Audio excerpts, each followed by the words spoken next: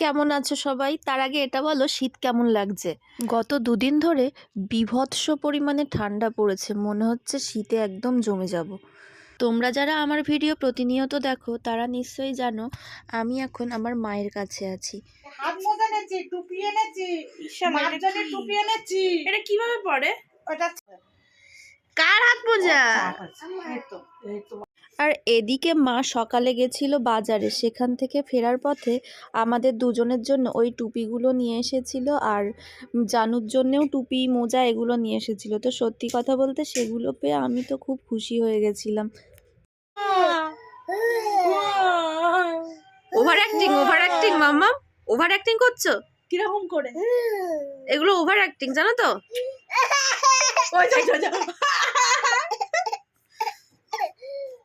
মা এটা কি পড়েছো? ও মা, ওটা পড়েছে গরম হওয়ার জন্য। এটা একটা গরম আলাদা রকম।